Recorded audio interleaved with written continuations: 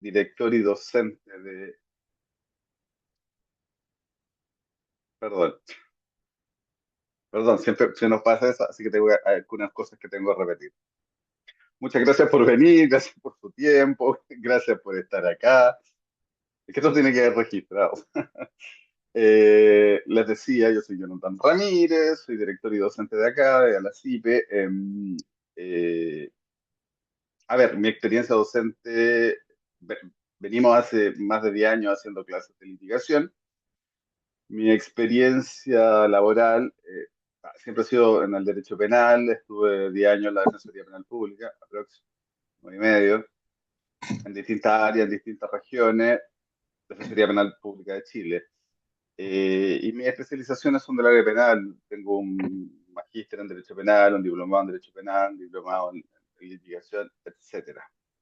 Esta es mi área acá donde yo me siento eh, cómodo. O sea, acá es donde hago lo que creo que sé hacer y que sé hacer mejor.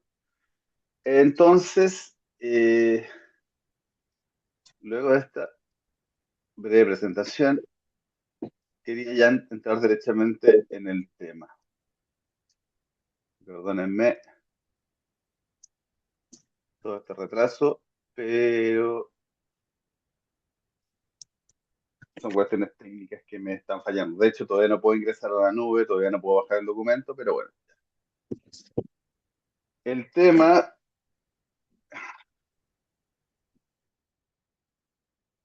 el tema que nos convoca ahora es la audiencia de medidas cautelares. ¿Y por qué la ponemos en el centro de la discusión? Porque, a ver, bueno, en realidad es una obviedad lo que voy a decir, pero las medidas cautelares definen bastante la posición que vamos a tener frente al proceso y frente a este conflicto. Nos va a determinar. A ver, uno cree que son cosas que pasan acá y que son casi, porque siempre tenemos una visión crítica, evidentemente, de lo que hacemos, casi tercermundista. Solo a modo de ilustración, nosotros trabajamos en Alacipe con gente también que litiga en Estados Unidos, son abogados litigantes de allá, con varios de ellos hemos hecho clases, cursos presenciales, particularmente con Martín Sabelli, que es muy amigo de nosotros, y el tema de conseguir una cautelar como prisión preventiva que finalmente termina condicionando un juicio abreviado o un procedimiento abreviado, como quieran verlo, es súper universal, porque tiene que ver con cómo se define el campo de negociación. O sea, ¿cuáles son mis herramientas de negociación si tengo a mi cliente libre? Es una posición y que tendrá que ver relativamente con cuáles son mis herramientas luego para poder plantarme en un punto de negociación y entrar al doy y recibo, digamos. Cuando tengo un cliente preso, y mientras más feas sean las cárceles donde lo tengo preso, evidentemente el marco de negociación se achica y temporalmente es menos sostenible. Claro, porque yo puedo tener, si tengo un cliente libre, puedo tenerlos, negociar un año y dos también. Pero si lo tengo preso, ya no cuento con ese tiempo. Entonces, en Estados Unidos, por ejemplo, me contaba, tengo un amigo que es Fernando Freire, que fue jefe de la Defensoría General de Pública de Denver por 15 años, 20 años. Está jubilado y ahora se dedica a docencia. Me decía que era muy habitual que la fiscalía, cuando consigue la prisión preventiva, el modus operandi es consigo la prisión preventiva, luego te pido por un delito que eventualmente podríamos salir con 5 o 6 años, luego te pido 20 años y te pongo en el dilema. ¿Qué quieres? ¿Ir a juicio? Perfecto, vamos a juicio. Pero te pueden caer mucho más que 6 años, o mucho más que 4, o mucho más que nada. alguien que eventualmente siente o cree que no debería ser condenado. Entonces, la cuestión de las cautelares determina muy fuertemente lo que vaya a pasar de ahora en adelante, en términos de cuando iniciamos el juicio, o sea, el proceso, y eventualmente decidimos si vamos o no a un juicio penal. Entonces, ¿cuál es el tema acá? Que creemos que la audiencia de medidas cautelares, no digo que esté subvalorada, porque todo lo contrario, a veces como que todo gira para nosotros en torno a las medidas cautelares. Y creo que tiene que ver con estas razones de las que hablamos. Sin embargo, lo que creemos también como diagnóstico y que hemos visto, que pretendemos que las medidas cautelares y el tema de las medidas cautelares está completamente desvinculado del resto del proceso en términos de qué es lo que necesitamos para afrontar las medidas cautelares y luego necesitamos para afrontar el resto del proceso. A ver, y lo traduzco, a lo mejor lo pongo en términos más sencillos, que es el tema de con qué trabajamos las medidas cautelares, cómo trabajamos las medidas cautelares. Porque a nosotros siempre nos dicen, mira, este es el sistema acusatorio, estos son sus principios, y estos más o menos funcionan así, y como que siempre eso se aplica al tema del juicio oral.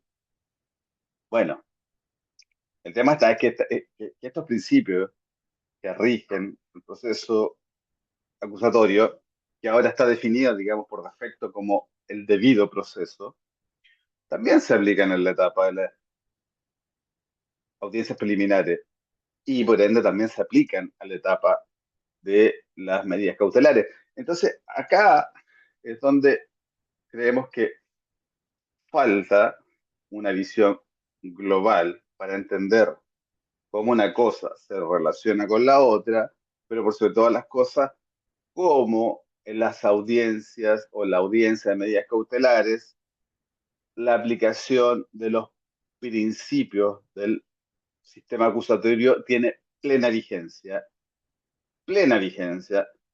y hay que aplicarlo en la medida, evidentemente, que nosotros, sobre todo como defensores, yo sé que hay gente acá que seguramente trabaja por la querella, trabaja por el Ministerio Público, pero que también les va a servir, digamos, que les va a servir entender esta otra perspectiva, que tiene que ver con que todos estos principios en las audiencias preliminares son plenamente aplicables, y es más, son especialmente aplicables a la audiencia de medidas cautelares.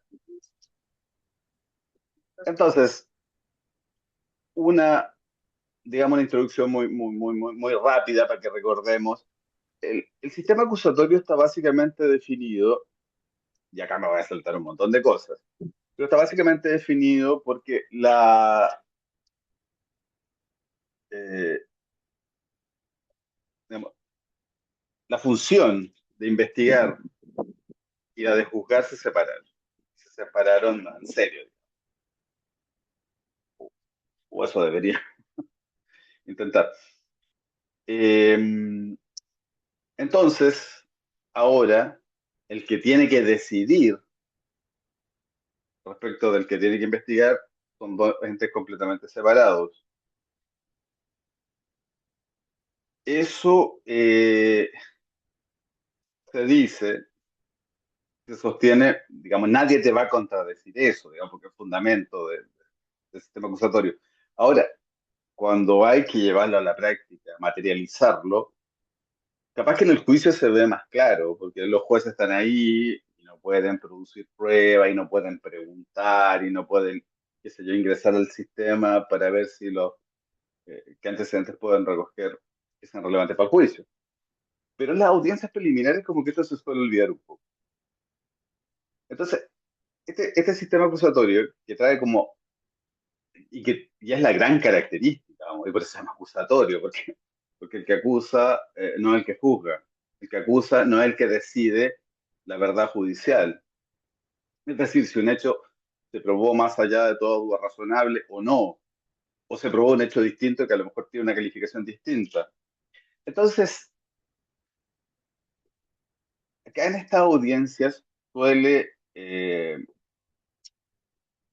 o sea, a ver, las generalizaciones son siempre odiosas, pero nosotros que estamos constantemente en contacto con las prácticas de las distintas jurisdicciones, y en Argentina particularmente con las distintas jurisdicciones provinciales, nos damos cuenta que se repite un patrón, que es que en las audiencias de medidas cautelares las cosas siguen haciéndose de una manera que creemos que tiene que ver con una inercia que arrastramos del sistema mixto. Y es que básicamente, y si ustedes quieren verlo así, el sistema mixto nos ponía en esta etapa, no voy a hablar de esto porque excedería y no tenemos tiempo, pero en esta etapa ponía a la defensa en una posición muy disminuida. Es decir, el tema de la imputación y las medidas cautelares, porque es necesaria la imputación, y las medidas cautelares las resolvía básicamente el fiscal y el juez. Y luego la defensa llegaba intentando hacer lo que podía, plantear alguna nulidad, plantear alguna cuestión que tenía que ver con la necesidad de cautela, y es lo que podía hacer, digamos. El problema es que esta lógica o esta práctica, y que probablemente tenga que ver con una deriva y una inercia mucho más general, y que luego podríamos hablar en una clase ya más larga, en algún curso, podríamos hablar de cómo se manifiesta esta inercia.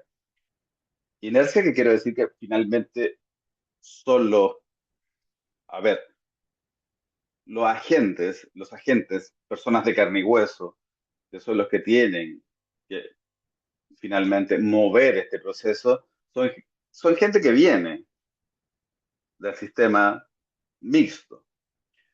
Pero además, los que no vienen del sistema mixto, que entraron al sistema, finalmente terminan reproduciendo las prácticas. Hay estudios antropológicos muy interesantes sobre esto, que tampoco los voy a latear con eso, pero hay un estudio muy interesante respecto de los monos y las bananas. De los monos y unas bananas, los monos que están encerrados y que tienen que sacar unas bananas. Pues. Es muy interesante, pero que nos muestra eso, cómo esta inercia que genera estas culturas institucionales se van reproduciendo. Bueno, raya para la suma, resulta que en las audiencias de medidas cautelares el sistema acusatorio funciona poco y funciona mal. Ahora, eso, evidentemente, que es eh, nuestro diagnóstico, por lo que hemos visto, tiene que ver básicamente con la siguiente situación de hecho. Yo les voy a poner una situación y todos me podrán decir sí, no, más o menos, lo que quieran. Pero el tema es el siguiente.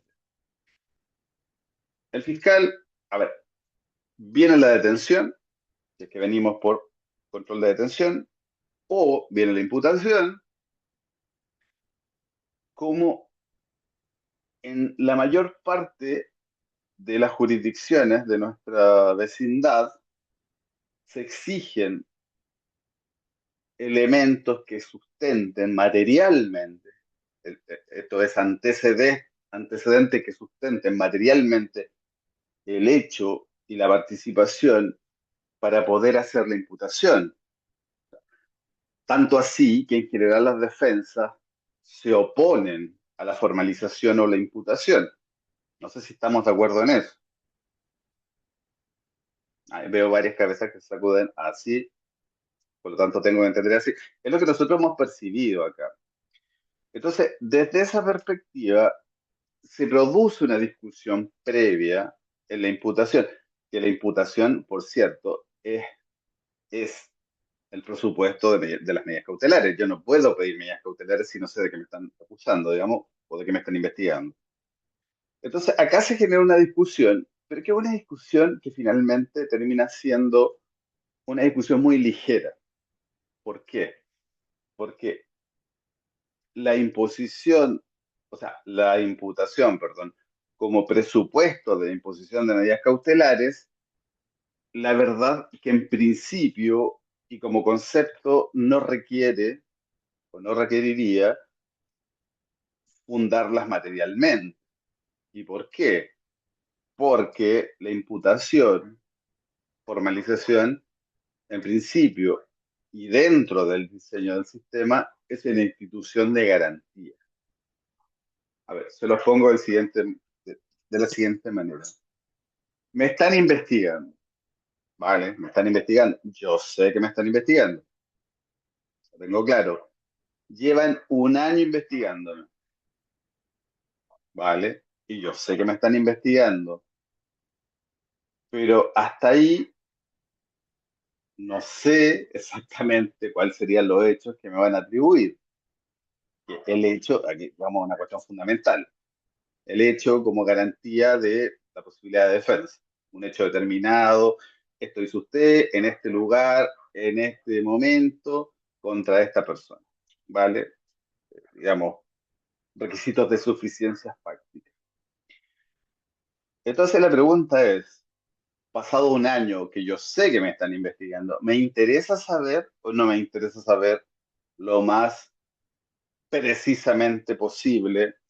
Porque diablo me están investigando. Les pregunto yo a ustedes, ¿me interesa o no me interesa? O lo único que me interesa es que no me formalice. Y eso es porque en este diseño la formalización cumple una labor de garantía. ¿Cuál es el problema y que ha llevado a esta deformación? Que claro, como la formalización es presupuesto de cautelares y como la formalización además trae un estigma terrible, que acá todavía no entendemos que una formalización es solo una formalización y que no es una condena. Todos queremos evitar la formalización. El punto es que, supongamos, nos investigan un año, nos vienen a formalizar y nosotros decimos, no, no, no, no, no, miren, no hay antecedentes para formalizar. Perfecto, dice el fiscal, no hay antecedentes. Entonces te investigo otro año.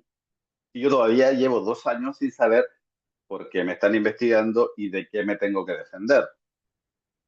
Entonces la pregunta es, ¿lo quiero saber o no lo quiero saber?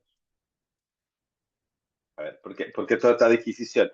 Porque finalmente el problema de la imputación como presupuesto de la cautelar genera una tensión, porque no queremos que nos formalicen, porque no queremos una cautelar, pero por otro lado, sí queremos saber exactamente por qué nos investigan. Pero no solo lo queremos saber, no queremos que el fiscal nos diga así en el pasillo, no, mira, te estamos investigando por esto otro. Queremos que el fiscal se comprometa con la imputación. ¿Por qué? Porque la imputación finalmente, el marco fáctico de la imputación, especialmente, luego veremos lo de las calificaciones jurídicas, pero el marco fáctico, es decir, este señor, este día, de esta manera, en tal lugar, contra tal persona, eso va a vincular luego la acusación. Es decir, ese marco se tiene que respetar. No se puede exceder ese marco para luego acusar y luego, si te quieren condenar, tampoco se puede exceder ese marco, que es el principio de congruencia. Entonces, eso que queremos evitar en realidad es algo, y eso casi freudiano, eso que queremos evitar a toda costa es algo que en realidad deseamos. Yo sé que suena raro, pero sí, es algo que deseamos, pero en términos de que queremos saber exactamente cuáles son los hechos por los que se nos investiga y que nos van a atribuir y que eventualmente van a ser el marco de la sentencia. Y ahí viene la cuestión de las medidas cautelares, porque como pasamos tanto tiempo intentando evitar la formalización, nos olvidamos que más allá de que uno pueda pensar cuán conveniente es, digamos, de, es decir, digamos, desde el derecho positivo, cuánto nos interesa que a nuestro cliente no lo formalicen.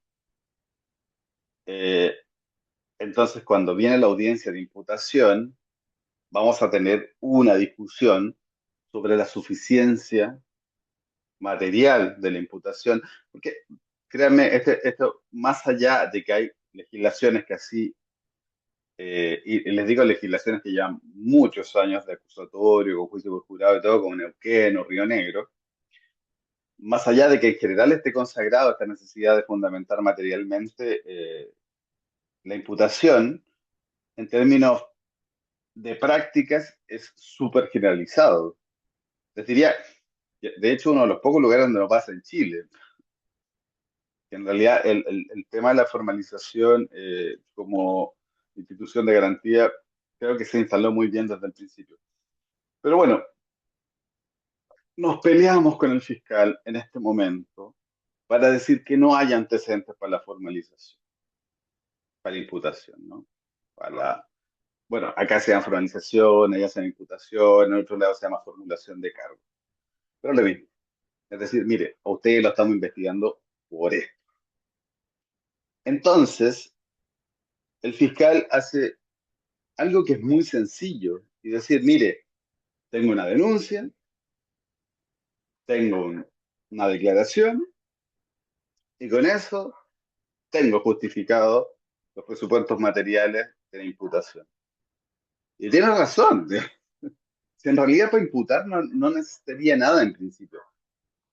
Esto, obviamente, entendiendo que una imputación injustificada tiene que tener una consecuencia. Por ejemplo, acá en Chile es una sanción disciplinaria al fiscal y eventualmente una responsabilidad civil, ¿vale? Una imputación injustificada no puede salir gratis. Ahora, para justificar una imputación, como les digo, mire, yo lo estoy investigando a usted, don Claudio, doña Malena, doña Denise, don Bruno, lo estoy investigando por esto. ¿Y cuáles son mis antecedentes? Que vino una persona y dijo que usted había hecho esto, ¿vale? Y esa persona más declaró. Y además la policía fue y sacó una foto. Ya está. ¿Qué más le pueden pedir? ¿Cuál es el estándar? De hecho, un estándar completamente como nuevo y bastante difuso. ¿Cuál es el estándar para justificar una imputación? De hecho, es una institución nueva. Eso no existe. Existe ahora, digamos, es una institución nueva. Los fundamentos materiales para imputar. Entonces, ¿cuál es el problema de todo eso y la grave consecuencia que trae para la discusión de medidas cautelares? Y es que el fiscal, el juez usualmente el defensor también, y esto lo digo con cariño, creen que la discusión sobre presupuestos materiales, es decir, fundamentación de hecho y participación, ya se agotó. Entonces, ¿qué pasa? El juez dice, no, mire, sí, hay suficiente para imputar. Perfecto. Señor fiscal, cautelares. Y el fiscal dice, sí, mire, yo quiero prisión preventiva, quiero arresto domiciliario, quiero. Y la defensa, ¿qué va a decir? ¿Qué va a decir? ¿Alguien me dice lo que va a decir? Todos saben lo que va a decir. ¿Saben lo que va a decir? Que no hay necesidad de cautela. Así nomás. Va a decir, no, su señoría, mira, a nosotros nos parece que no hay necesidad de cautela, el imputado tiene arraigo, el imputado tiene familia, tiene trabajo, el imputado es reconocido, el imputado no se va a ir, el imputado no se va a sustraer, ni va a presionar a los testigos, el imputado. Si alguien está en desacuerdo con esta afirmación, me lo puede decir ahora. Si no lo dijeron es porque están más o menos de acuerdo. Lorena se ríe. ¿Cómo está Lorena? Hace tiempo que no hablábamos. Entonces, claro, y ahí viene la gran cuestión. ¿Cuáles son los presupuestos de una medida cautelar, cualquiera sea? Pero no los presupuestos procesales, no el riesgo procesal, sino cuáles son los presupuestos materiales. Y ahí después de toda esta discusión que tuvimos en la imputativa, es que llegamos, como que ya perdimos esa batalla, cuando en realidad esa batalla es una batalla formal, es una cosa así como de superficie. Es como, perfecto. Señoría, mire, yo vengo a decir que este señor hizo algo. Ya, ¿y qué tiene? No, que alguien dice que hizo algo. Ah, perfecto. Vamos para adelante. Es que más o menos así, insisto. El presupuesto de la imputativa, en, digamos, en esta lógica, es básico. Y es simplemente que el fiscal tiene que mostrar que no está imputando porque quiere imputar, ¿vale? Y está imputando porque alguien le atribuye un delito al imputado, digamos, valga la redundancia, o la cacofonía. Entonces, en ese sentido, el punto es esa discusión que automáticamente la trasladamos, esa discusión y cómo se resuelve, la trasladamos automáticamente y de manera casi inconsciente a la cuestión de las cautelares, nos impide, por alguna razón, bueno, no una razón tan extraña, pero como que ya se resolvió la cuestión del sustento material. Se resolvió la cuestión del sustento material de la imputativa, pero no se resolvió la cuestión material del fundamento de la cautelar. ¿Por qué? Porque el fundamento de la cautelar tiene un estándar muy distinto. En Uruguay, por ejemplo, se habla de semiplena prueba. Me acuerdo que en Chile, en el viejo código, se hablaba de presunciones fundadas. ¿De qué? De los presupuestos materiales de el hecho y la participación. De modo que para imputar no necesitas nada o casi nada.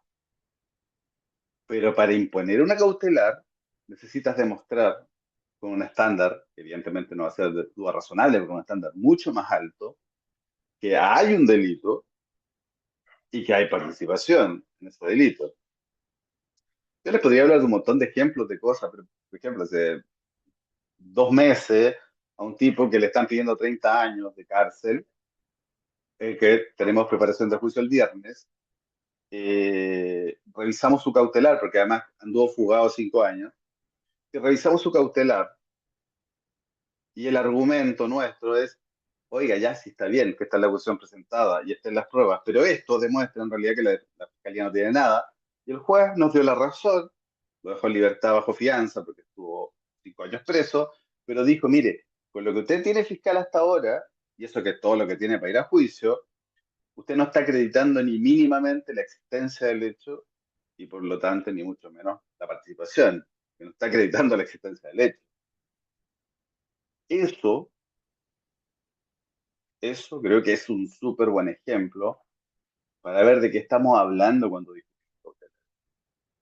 Porque una medida cautelar, digamos, por antonomasia, la que más nos duele, la que más nos jode, digamos, la estrategia y las posibilidades de negociación y el tiempo que tenemos para hacer diligencia y todo, que es la prisión preventiva, requieren un estándar bastante alto de acreditación de que el delito existió y que a este tipo, a esta mina, o al imputado o imputada, le cupo participación al asunto. ¿Y por qué digo esto? Porque esto, otra vez, es el presupuesto básico del acusatorio. Es decir, cualquier pretensión, tanto acá como en el juicio oral, cualquier pretensión de una de las partes, tiene tres elementos. Y eso lo van a encontrar siempre. Primero, una propuesta fáctica, esto pasó. Una propuesta probatoria, probatoria, pongámosles comillas, pero o de antecedentes que funden la facticidad, y finalmente una consecuencia jurídica. Y eso aplíquenlo a lo que quieran. Control de detención, cautelares, nulidades, lo que quieran. Cualquier discusión. cualquier incidencia que vayamos a tener antes del juicio, y por supuesto el juicio también, pero antes del juicio, va a tener esos tres requisitos, o esas tres dimensiones. Porque si yo digo, señoría, mire, yo vengo a pedir la nulidad de tal diligencia. Perfecto. Entonces, dígame, ¿por qué? No, pues lo que pasa es que la policía entró sin autorización. Ah, perfecto.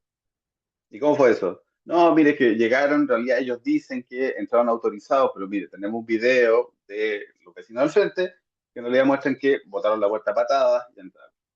Perfecto. Entonces, ¿qué otro antecedente tiene? Bueno, sí, tengo la filmación, tengo las declaraciones de los ocupantes y ¿cuál es su pretensión? No, que esta declaración, o sea, que esta diligencia se declare nula y todas las que vengan a propósito de esto, la incautación y eso también. Perfecto. Esas tres cosas. Y eso es el corazón del acusatorio. ¿Por qué? Porque esas tres cosas en un sistema acusatorio pueden ser controvertidas, ¿vale? Que la contradicción es el corazón del acusatorio. La posibilidad de controvertir propuesta fáctica, propuesta probatoria o de antecedentes y consecuencias jurídicas es el corazón del acusatorio. Sin eso no hay nada. Entonces, en las medidas cautelares, cuando el fiscal te tiene, primero, primero, tiene que acreditar la parte típica, digamos, o sea, el hecho, por supuesto, tiene que acreditar el hecho, para después hacer la incardinación jurídica, o sea, hecho, tipicidad, grado de desarrollo, participación, que es una cuestión fundamental, porque buena parte de las defensas son, perfecto, el delito pasó, pero el mío no tiene nada que ver. No estaba ahí mirando, no estaba ahí, o estaba ahí, pero no hizo nada. Entonces, en las medidas cautelares nos estamos olvidando. Y eso, insisto, yo no sé, yo se los planteo a ustedes porque insisto que es una generalización, pero es una percepción que tenemos de un problema regional. Y es que nos saltamos, sobre todo como defensa, pero todos, el fiscal se lo salta y el juez también. Y nosotros como defensa agarramos el clavo, agarramos el clavo caliente. Nos saltamos directamente a la discusión de eh, necesidades, de necesidad de cautela. Pero perdón. Discutimos lo de la imputación y el fiscal dijo que había una declaración. Perfecto. Y su señoría le pareció que eso, al señor juez le pareció que eso era suficiente. Pero el estándar acá es distinto. Entonces yo voy a decir los antecedentes para justificar el hecho no son suficientes. Es más, son contradictorios. Porque hay un testigo que dice esto, o sea, porque a esa altura tenemos que tener, porque eso es lo otro, tenemos que tener a la mano todos los antecedentes de cargo. No, no tenemos ninguna posibilidad de controvertir y eso también es parte del contradictorio. Otro día vamos a hablar del tema del control cruzado y todo, pero como mínimo, para poder entrar a la discusión de una cautelar, tenemos que tener los antecedentes de cargo para saber en qué va a fundamentar su solicitud el Ministerio Público. Entonces, ahí, en ese punto, lo que nosotros tenemos que hacer es un análisis material de la suficiencia para decir, oiga, perdón. El fiscal dice que hay tres testigos que afirman haber visto al imputado.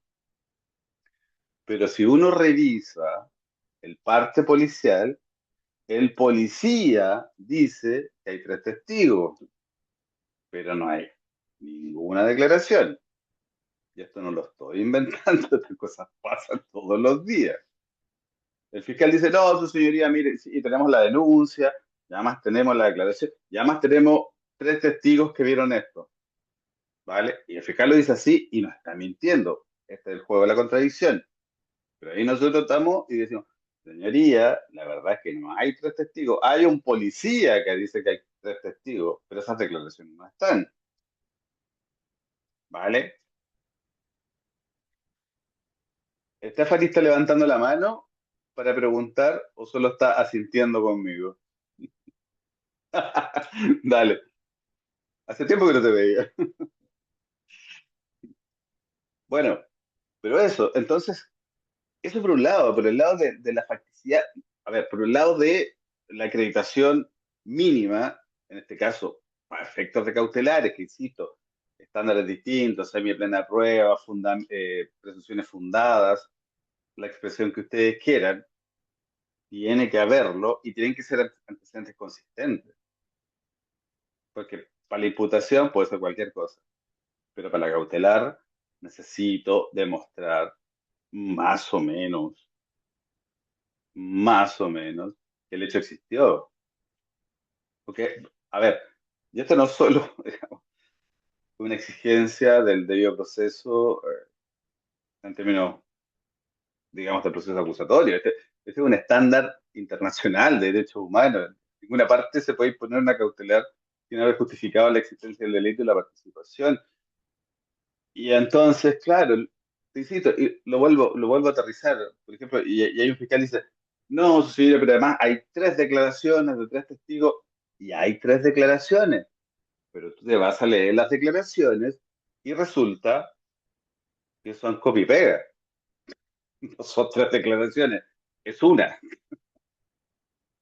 y que está repetida así, copiada y pegada literalmente. Pero además, y además, peor aún, la declaración no corresponde a un ser humano, corresponde a un policía. Entonces, claro, que el testigo te diga, mire, yo en ese momento me dirigía en dirección nororiente a mi domicilio que se encuentra, cito, en la calle, cuando de pronto divisé dos masculinos. Eso no lo dice la gente, eso lo dicen los policías. Entonces, ¿qué tienes? Tienes una declaración de un policía multiplicada por tres. Entonces, cuando tenemos que discutir la materialidad del hecho y los fundamentos de esa materialidad, es donde se pone entretenida esta cosa. Y luego, dependiendo evidentemente de la naturaleza del hecho, lo mismo para la participación. Porque, a ver, agarrar gente al vuelo para atribuirle un delito no es algo con lo que nos vayamos a sorprender. O sea, hubo una rapiña en la farmacia de la esquina y al primer vago que se encuentran con cara de negro, y perdón, lo digo con todo respeto, pero yo también soy negro. A mí me piden el DNI y me miran el nombre, Jonathan, y voy arriba. Yo no sé si soy tan portación de cara como portación de nombre. Bueno, whatever. Pero lo mismo, digamos. eh, el hecho y la participación tienen que ser fundados y luego recién después de esas dos vallas que nosotros como defensores vamos a hacer que sean muy difíciles, y ojo, y esta es una cuestión súper importante para que tengan en cuenta y sean conscientes, en la medida que sepan hacer daño en la letra A, nosotros decimos en la letra A, en la existencia del delito, es decir, que ya generen dudas respecto de eso, o en la participación, la posición de la defensa, perdón, de la fiscalía para la cautelar se debilita. Y me ha pasado muchas veces, por no decir todo el tiempo, que te atribuyen delitos graves, muy graves, y que luego las cautelares son así. ¿Por qué? Porque la existencia del delito está debilitada, la participación puede estar muy debilitada.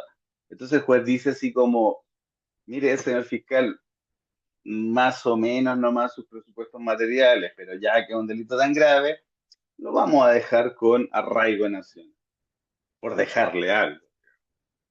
Entonces tampoco es una solución matemática que el juez diga, ya, está justificada el hecho, está justificada la participación, entonces hablemos de las cautelares, el delito es grave, prisión preventiva. No, no, no funciona así.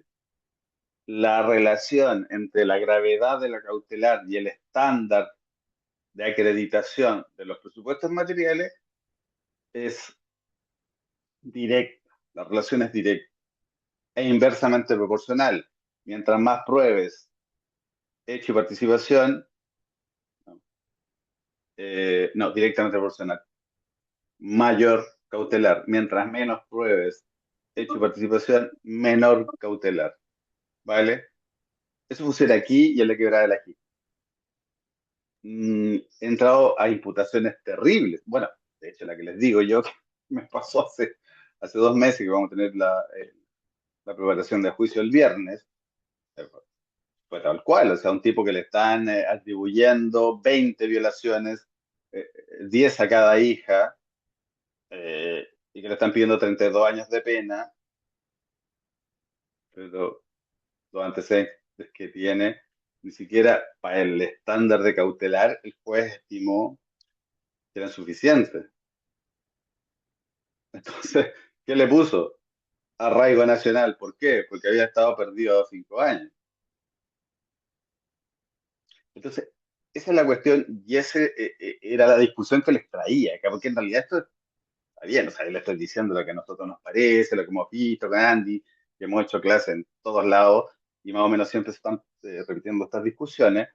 Pero claro, les dejo planteada la inquietud, porque creo que está demasiado generalizado y que no está nada bueno saltarnos la discusión sobre estos dos primeros aspectos materiales e irnos directamente a la cuestión de la necesidad de cautela. Y estamos regalando, estamos regalando 2 goles, digamos. Si fuera un partido de fútbol, es como decir, ya, che, empecemos a jugar, te regalo 2 goles. Entramos perdiendo 2-0.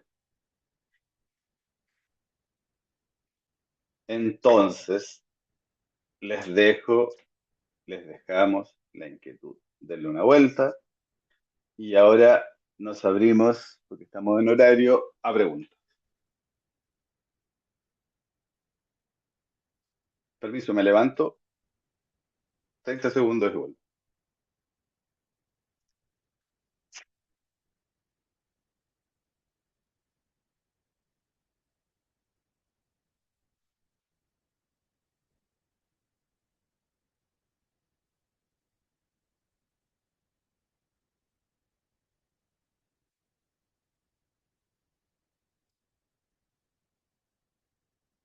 Ya volví, era solo para comer un trozo de pan. No quiero dar pena, pero hoy día no almuerzo.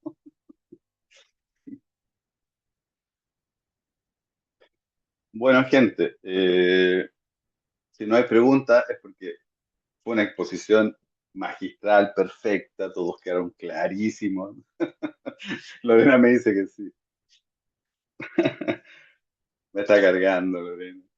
No, no, pero de verdad creemos que y es un tema súper crítico, por lo que les decía al principio, porque nos puede condicionar mucho el resto del proceso y la negociación y la investigación. O sea, de hecho, si yo no quedé en prisión preventiva, yo pido una investigación de un año. No importa, 3 carajos, pero en un año puedo hacer más cosas. Pero si lo tengo en prisión preventiva, estoy a las manos. Puede tener que tener una investigación corta, el fiscal me va a presionar, me va a ofrecer un abreviado muy malo y no voy a tener mucho margen de maniobra porque mi cliente quiere salir, salir, salir, salir. Entonces, esta audiencia, que pasa así, fugaz, creo que la estamos discutiendo mal. Entonces, lo que yo les estoy proponiendo es que creo que la podemos discutir mejor. Eso, básicamente. Les vuelvo a preguntar, después no se quejen. ¿Hay alguna consulta? Ahí Después se van a pusieron acordar algo de en mí. el chat. Ahí pusieron en el chat, Bruno, que dice, en Vale, ¿qué Uruguay la dice? formalización es un poco más gravosa, pero es muy importante estos elementos que mencionas. Es decir, era solo un Ah, comentario, buenísimo. Bruno. Gracias, Bruno. Yo tengo una consulta, doctor. ¿Dónde está? Sí. No veo quién Eh, habla. Ah, acá. José. Ah, Eh, PC, dale. Dice dale. PC. Ah, me Ahí. encantó. Ayer acá en Chile ganó la candidata del Partido Comunista, ganó primera vuelta. Va a perder en segunda, pero no importa. Ganamos. Mi consulta es puntual. Hay por ahí audiencias que se hacen solamente con el fiscal, en donde solicita una medida de coerción, en su caso la prisión, el arresto sería el arresto o la detención de la persona. Como rige el principio de la informalidad, Yo la verdad que nunca me planteé, pero sí voy cuando agarro un caso y trato de leer la letra chica de los testigos, en qué horario se dictó la orden, de qué forma. Ujú. Y sucede mucho de que no hay una fundamentación, no hay nada que deje fundamentado el juez en su caso. ¿Para qué vino el doctor Jonathan, fiscal de la causa, y solicitó en base a qué prueba, a qué evidencia y a qué fundamentación de esa orden? Entonces, la persona ya queda detenida y de ahí entra a correr el plazo de la formalización de imputación y de la medida de coerción. Pero yo nunca vi, ni lo hice, ni escuché si podemos cuestionar esa detención, en su caso, pedirle al juez una explicación o que me transcriban o me den la audiencia o el medio, por decirte, porque puede ser también que me pasó mediante mensaje de WhatsApp solicitándole la detención, supongamos, a una persona. Según la experiencia, ¿se puede hacer? ¿Cómo se podría encarar esa situación? Porque hay que hacerlo. Hay que hacerlo. Mira, hay una cuestión que es fundamental y que es general y que esto tiene que ver hasta con, mira, con todas las decisiones jurisdiccionales o no jurisdiccionales, que tiene que ver con el deber de fundamentación. ¿Por qué? Porque el deber de fundamentación lo que te permite es el cuestionamiento de la resolución, el cuestionamiento de su racionalidad, de su proporcionalidad, de su apego a derechos. Entonces, cualquier resolución tiene que estar fundamentada y los fundamentos tienen que exponerse. Entonces, si no hay fundamento, a ver, y esto puede ser un poco más amplio. Si no están expuestos, porque el juez podría decir, mire, sabe que yo consideré que esto, que lo otro, y que lo otro, y que lo otro, por esto, ya, pero ¿cuáles fueron los presupuestos que tuvo a la vista? Todo eso es parte del proceso de fundamentación. No solo cuáles son mis consideraciones, en base a qué yo digo que esto es necesario y en qué norma me apoyo. También tengo que ver qué diablos me pusieron delante que yo valoré. Piénsalo como una pequeña sentencia, es lo mismo. En la sentencia se tienen que exponer, como mínimo, cuáles fueron las pretensiones, cuál fue la exposición de hechos, cuáles fueron los antecedentes que estuvieron a la vista o las pruebas, y luego cómo a partir de ello llego a una conclusión y hago la incardinación jurídica. Entonces, acá debiera ser exactamente lo mismo, por supuesto, respetando las proporciones, pero no puede ser porque si no se transforma, ¿sabes lo que pasa, PC? Perdón, ¿cuál era tu nombre? José. José. ¿Sabes lo que pasa, José? Es que si no se transforma en una decisión incontrolable. Y eso en una democracia no tiene lugar. No tiene. Vamos, eso El- ya tiene el- que ver. me pasó en el 100% de los casos que veo que hay una Pasa todo detención el previa, tiempo, José, pasa que, todo el tiempo y en todas partes. Pero también pero tiene que no, ver, perdón, dime. no, es que justamente nunca lo planteé porque no tengo yo por ahí un fundamento que el juez no fundamenta en base a qué evidencia él tomó la decisión. Simplemente sale que por pedido del señor fiscal en una audiencia unilateral determinó esa medida de coerción. Que, O sea, sí, dime. no, que Lo que si pasa uno... es que, para empezar, las audiencias unilaterales son excepcionalísimas. Las audiencias unilaterales tienen que ver en general con cuestiones de seguridad de los testigos, con cuestiones de información que no puede. Por ejemplo, si yo quiero pedir que sea una incautación o quiero pedir una prohibición urgente de salida del país, claro, no le vas a avisar a la defensa, le vas a decir, sí, vengan las partes a discutir sobre la prohibición de salida del país que está pidiendo el fiscal. No, porque el asunto se arruina. Pero para una detención de estas características, a ver, es que aquí viene otro tema y para eso necesitamos otro webinar, que ya se lo haremos. O también pueden venir a nuestro curso, que tiene que ver con que el control de las resoluciones judiciales puede ser a priori, como en el caso en que se discute en audiencia, sin perjuicio de que a posteriori también se pueda reclamar, pero también puede ser a posteriori. Y eso todo, por ejemplo, tiene que ver con las decisiones que se toman en las audiencias de control de las decisiones previas y que nos traen una audiencia de control de detención. Ahí precisamente vamos por eso. Vamos a ver, ya, ¿y por qué está detenido? Ah, no, porque el fiscal pidió la detención, ya, pero ¿cuáles son los antecedentes que pidió el fiscal? No, dijo que una persona anónima llamó por teléfono y había dicho que vio un sujeto sospechoso. Ya, y con eso el juez decidió. Sí, con eso el juez decidió. Ah, ok. Esos fueron los fundamentos de la decisión judicial. Entonces, esa decisión judicial ya queda expuesta. Vamos, que nosotros la vamos a cuestionar. Oiga, pero a ustedes le dicen que una persona que no sabe quién es, que no sabemos si existe, o fue un invento policial, vio a alguien sospechoso y por eso agarraron a mi cliente a 2 cuadras de ahí y lo hicieron calzar, ¿no? Entonces tienen que ver con eso, con los controles de la actividad de la fiscalía y la jurisdiccional, que puede ser a priori y a posteriori, como es cuando actúan, digamos, en estos casos que la ley les permite, por la premura del caso, actuar a priori, o sea, actuar sin audiencia, pero luego sometido al más estricto control que pueda hacer la defensa, pero para eso necesitamos todos los antecedentes, o sea, lo que tú me dices, José, yo lo entiendo, que se hace, pero es una verdadera barbaridad. Ahora, lo más terrible de esto, José, y esto lo digo con todo cariño, para los que estamos acá, es que nosotros no pongamos el grito en el cielo, es que nosotros no estemos haciendo un escándalo con esto y presentando amparo y todo lo demás que correspondería. Así que sí, completamente de acuerdo, José, contigo.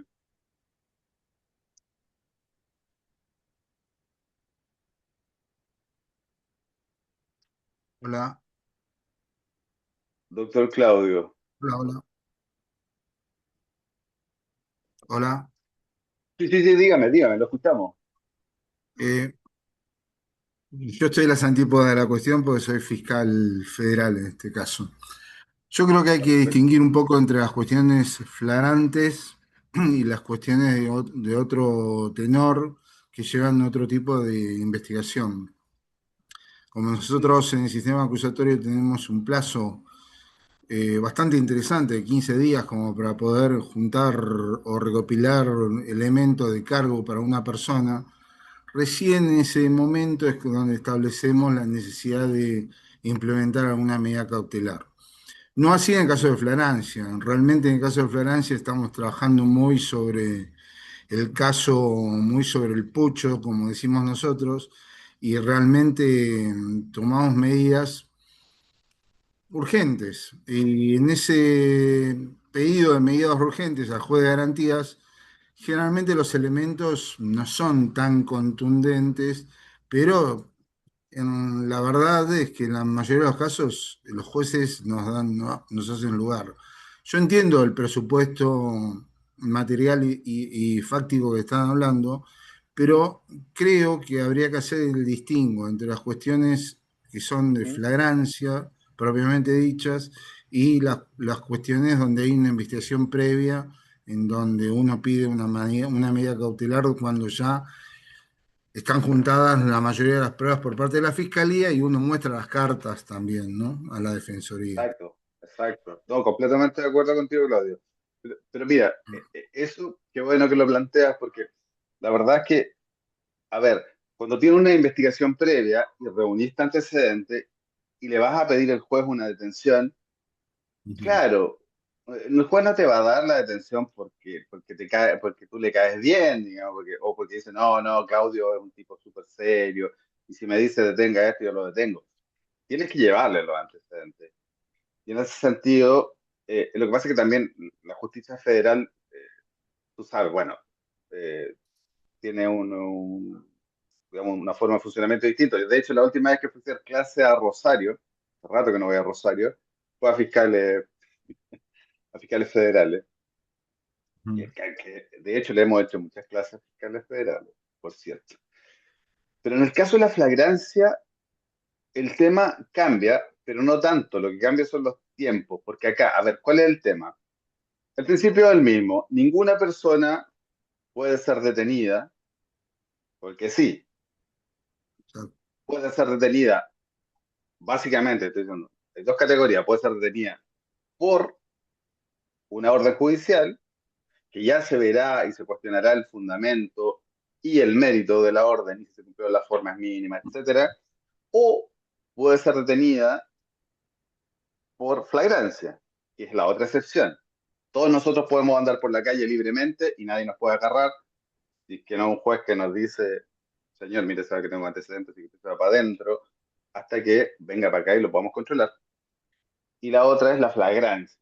Pero la flagrancia también tiene su propio estatus, digamos, o su propia exigencia. Porque imagínate, control de detención.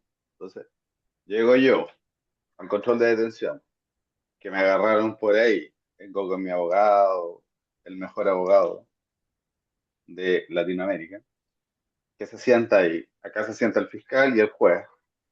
Y el juez mira al fiscal y le dice, ¿y qué hace este pobre hombre acá? ¿Por qué está acá? ¿Por qué no anda por la calle? ¿Por qué no va a su casa? ¿Por qué usted lo privó de libertad? Porque, ojo, la privación de libertad, la flagrancia la hacen los agentes policiales, pero el que define si ese sujeto queda en detención para pasar a control o lo manda a la casa y lo cita luego, la decisión del fiscal. Entonces el juez, con razón, mira al fiscal y dice, ¿qué hace este chico tan guapo, además con ese pañuelo palestino? Me parece que no es ningún criminal. ¿Qué hace acá?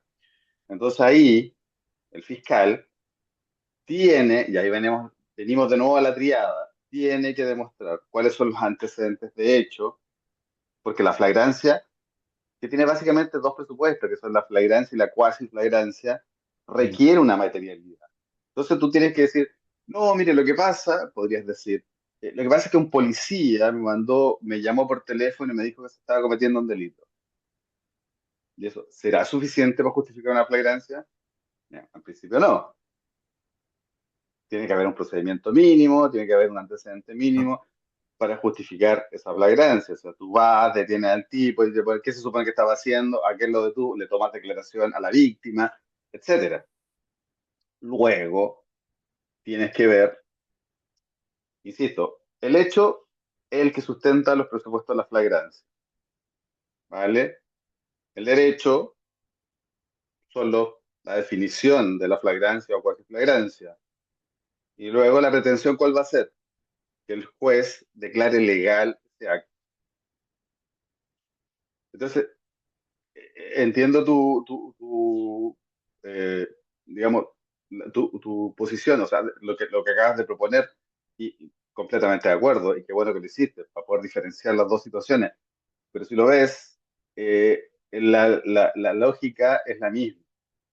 Tú no puedes llegar a flagrancia con un papel en blanco diciendo, es que un policía me dijo que él estaba cometiendo un delito. No, tienes que traer algo. Y luego, la descripción de lo que traigas tiene que ser flagrancia.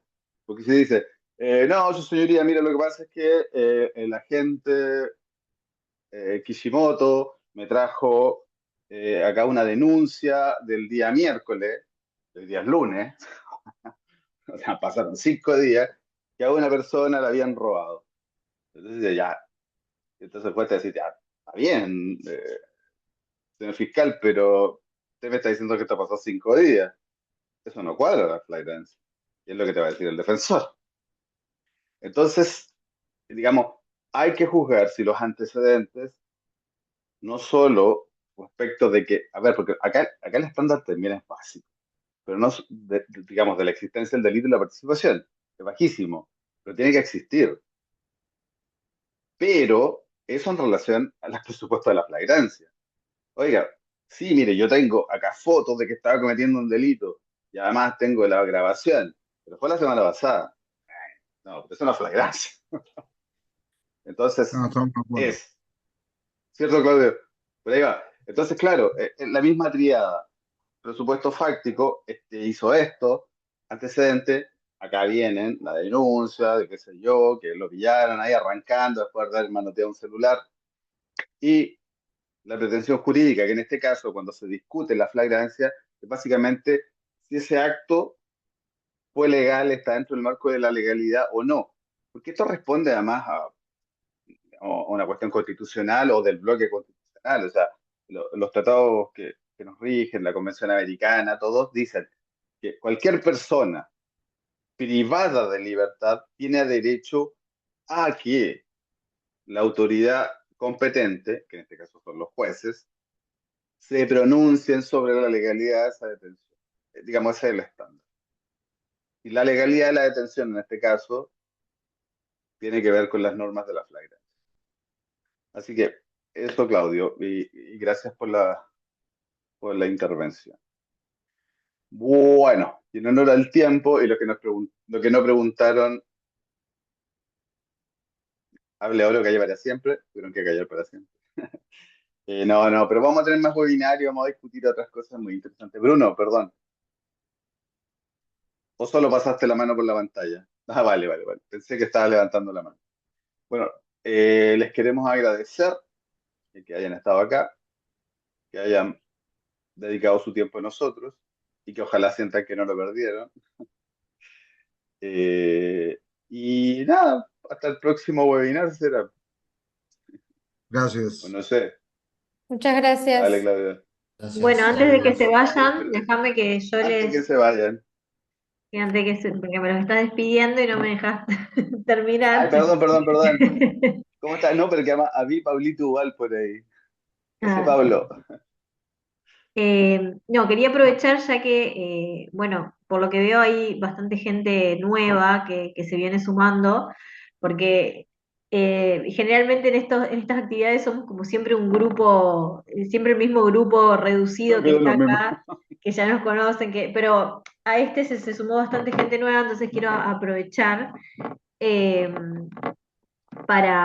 bueno, para comentarles que veníamos haciendo este ciclo como de clases abiertas, que hicimos unas de uso de declaraciones previas hace unas semanas, ahora hicimos esta, y que vamos a seguir haciendo estas actividades, pero además eh, les quería comentar que tenemos el último curso del año que abarca todas las herramientas de litigación, ¿sí? Es un curso bien práctico, intensivo para esta época del año, porque ya sabemos que ya están todos cansados para estar haciendo cursos largos, así que es un curso bien intensivo, pero que abarca todo y que realmente tiene herramientas muy prácticas. ¿Sí? Así que les voy a pasar ahora la información si quieren, para los que les interese, porque algunos me estaban preguntando mientras estábamos acá en la clase.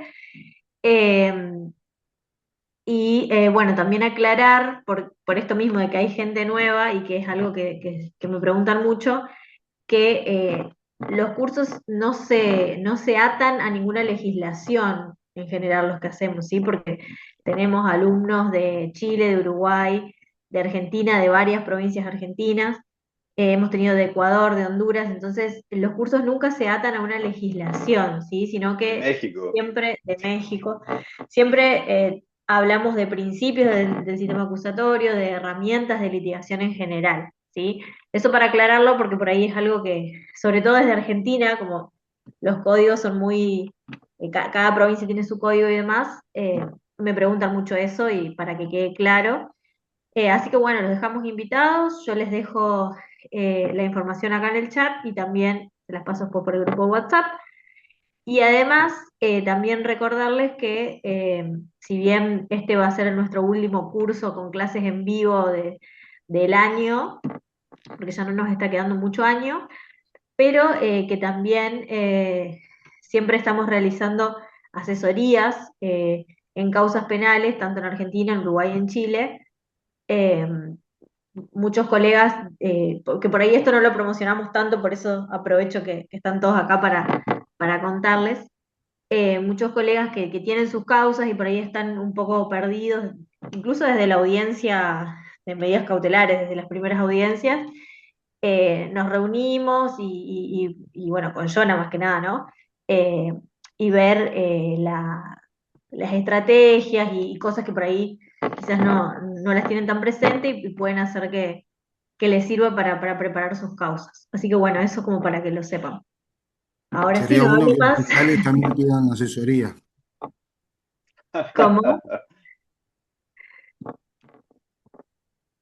Repite, Claudio, que no te escucho. No escuché, perdón.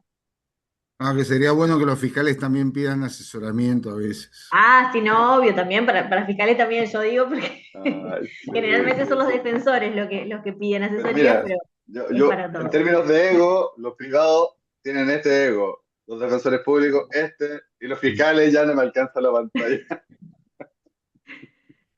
La oferta Tal cual. está, Perdón, después el con que todo la cariño. tome. Así que bueno, muchas gracias a todos por haber participado, les vamos a mandar la Sí, estuvo grabación buenísimo, gracias. Gracias. y bueno, nos Gracias por vemos en estar, sí. próximas actividades. Chau, chau. Estén bien, Chao. cuídense. Buena semana. Hasta luego. Gracias, chao.